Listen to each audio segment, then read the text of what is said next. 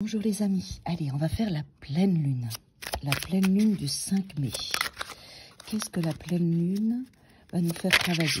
Aujourd'hui on est le 1er mai, donc on est déjà dans les énergies de la pleine lune, elle commence déjà à monter. Alors la pleine lune du 5 mai, s'il vous plaît, qu'est-ce qu'elle nous fait travailler collectivement? Et qu'est-ce qu'elle nous donne individuellement, plus ou moins fortement selon nos choix et nos ouvertures?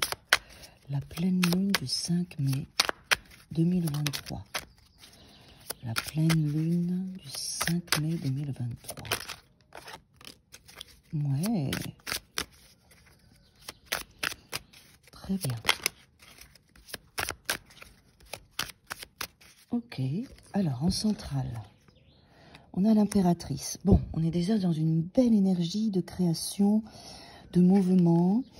Alors là, regardez, on voit tout de suite, ça c'est les cartes qui sont sorties, on voit tout de suite que les choses du passé avec le 6 de coupe peuvent remonter, ça s'équilibre, on est en contact avec son enfant intérieur, sa propre joie, sa propre direction avec l'impératrice et le 6 de coupe qui sont quand même liés à l'enfantement, à l'enfant, à la renaissance, à la gestation. Donc on est quand même dans des espaces émotionnels assez forts lors de cette pleine lune du 5 mai. Et en plus, on voit qu'on a le 8 de coupe, donc on va laisser quelque chose derrière nous. On va passer un cap pour aller chercher notre 9e coupe et on est accompagné par le monde. C'est-à-dire que c'est notre chemin. On va avoir une belle énergie pour résoudre les problématiques, laisser le passé derrière nous. Pour moi, vous voyez, le 8 de coupe est sur le 6 de coupe, donc on laisse le passé, les charges du passé, les relations passées, les énergies passées derrière nous pour pouvoir aller s'ouvrir maintenant à ce nouveau monde. Regardez cette carte où on est toutes dans notre potentialité. La carte du monde est au-dessus de l'impératrice, ça veut dire que cette potentialité, elle est vraiment dans ce qui nous définit, dans ce qui est riche pour nous, dans ce qui va avancer dans notre existence et nous construire.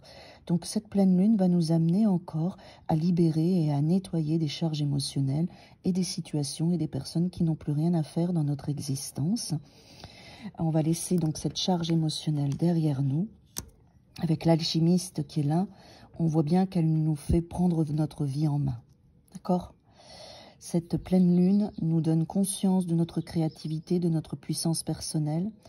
Elle nous montre qu'on a tous les outils pour pouvoir créer notre propre existence et elle nous fait avancer avec le monde vers un accomplissement, la fin d'un cycle, mais aussi l'ouverture du nouveau, ou en tout cas tout un cycle qui aujourd'hui nous correspond par rapport à tout ce qu'on a dégagé et fait évoluer.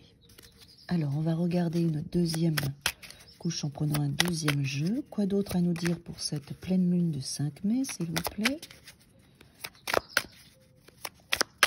On a en plus une éclipse de lune. On voit bien qu'émotionnellement, ça travaille toujours. Hein. Allez, la pleine lune, s'il vous plaît, du 5 mai. Encore une? Oui, il me semble bien.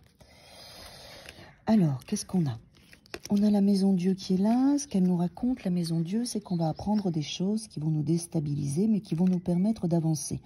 Pour moi, la maison Dieu, elle est toujours là pour nous enlever des conditionnements, des croyances qui nous mettent dans des rails et qui nous empêchent de nous ouvrir à notre propre réalité, à nos propres désirs. Donc la maison Dieu, pour moi, même si elle nous déstabilise par des événements ou des choses qu'on apprend qui nous mettent pas bien, elle est toujours bénéfique parce qu'elle nous oblige à nous remettre en question. On a deux valets, valet d'épée et valet de denier. Il y a des potentialités nouvelles qui vont se créer à nous, avec de la communication, avec une nouvelle façon de construire sa vie financièrement. On va être novice, on peut apprendre des choses nouvelles, des nouvelles opportunités avec la tour qui est là. En tout cas, ça sera de la potentialité qui sera là pour nous. Donc après, à nous de voir ce qu'on va en faire. N'oubliez pas qu'on laisse quelque chose derrière nous et qu'on avance. Cavalier, cavalier de bâton et le diable. Donc là, il peut y avoir des opportunités un mouvement qui vient vers vous. Il va falloir éclaircir. C'est possible que voilà, ce soit lié à la tour.